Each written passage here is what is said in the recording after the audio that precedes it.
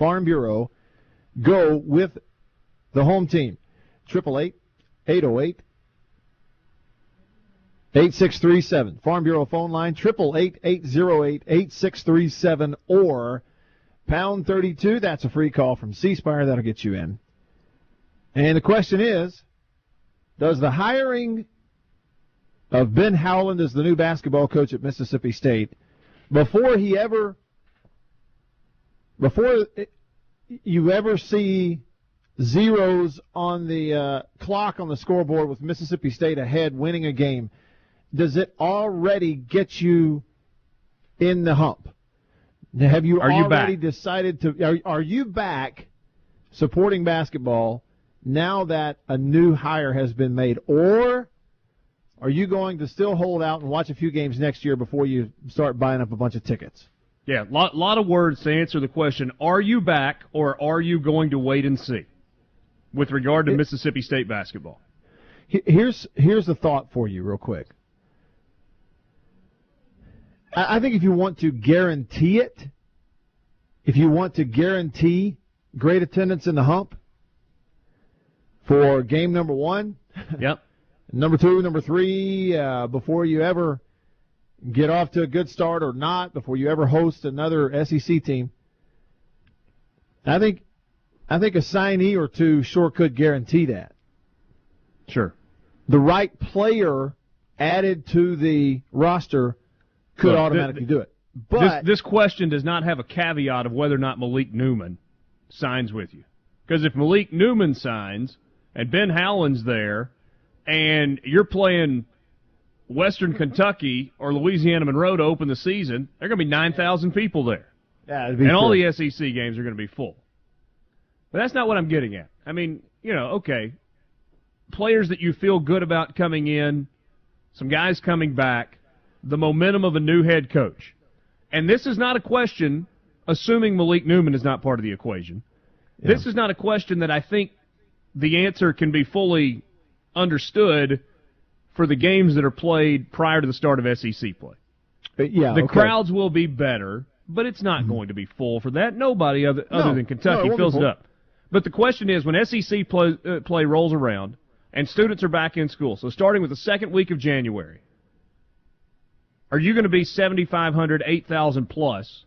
So, gym at 70 to 80% capacity or more at that point. Because I think that would be a dramatic improvement. Yeah. I think that, I think it's going to be exponential. I think it's going to be obvious to the naked eye.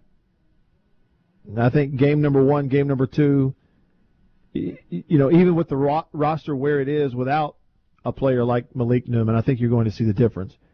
I think if Newman were to make his way onto the team, then all of a sudden you got a gym full. It's just the way it happens in pretty much every sport. That's why it's really, to me, it is. You look back on it, it's so unusual and kind of amazing what Mississippi State football fans did with the hire of Dan Mullen in year 1. They won 5 games his first year, but they sold out the stadium the whole year. It's really kind of unheard of. Most of the time, it takes a player. It takes a great, great player.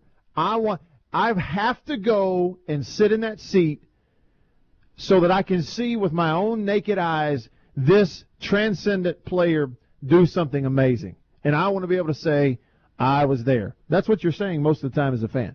Farm Bureau phone line. Sean in Warren County. What's up, Sean? What's up, gentlemen? Hey, Sean. Yeah, to answer your question, and real briefly, if you give me a sec, a few weeks ago, Richard and I got into a short Twitter exchange regarding Rick Ray and, expectations. And I had mentioned the SEC tournament prior to Stansbury. I think it was about the time he was probably going to be let go, or he had just gotten let go. And one of the things I said I had enjoyed in the Stansbury years was always knowing I could go to the SEC tournament thinking that, hey, we had a shot to do something. Yeah, had a chance to win. Obviously, I have not been during the Ray years, and I could have gone to any game I wanted to pretty much the last 3 years because of a good friend of mine. I went to one game, But to answer y'all's question, 100%, yes, I will be at the first game, and as many games as I can go to without getting a divorce, I'll go to. You know, and to be quite honest, it was probably going to. In fact, I couldn't think of another coach that they would have hired that would have made me do that. I mean, even if they had got somebody like a Steve Prom or you know, the guy at Kermit Davis or somebody like that, I don't know that I would have felt that way. But I heard Bo Bound's interview yesterday morning. He was the first person to interview Howland, you know, yesterday morning. And my gosh, after I heard the interview, I was like, I'll drive up to Starkville right now. Yeah. Appreciate the call, Sean. Thank you. Thanks for listening in Vicksburg, Warren County, that is. Tim, you're in Tupelo. You're up next. Go ahead, Tim. Hey, guys. How y'all doing today? Great. Hey, Tim. Yeah, I mean, I'm definitely back in. I mean, I kind of really almost equate this, funny you brought up football, to the situation at Mississippi State where Sylvester Croom came in and kind of cleaned up somebody else's mess, it seemed like.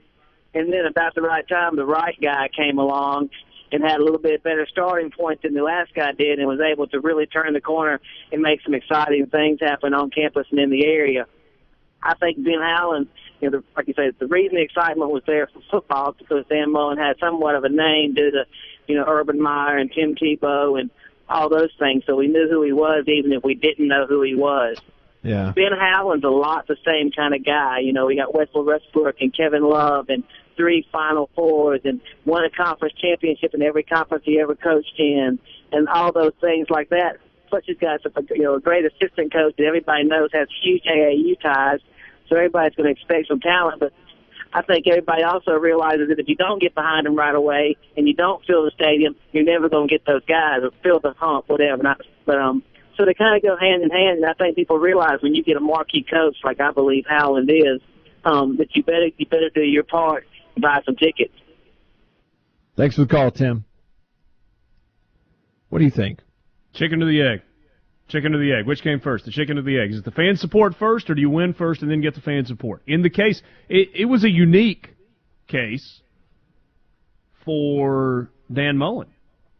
And that's the point you were making. Absolutely it was. That's the point you were making. I think there are others. Alabama, when Nick Saban was hired, they didn't wait for the results. Right.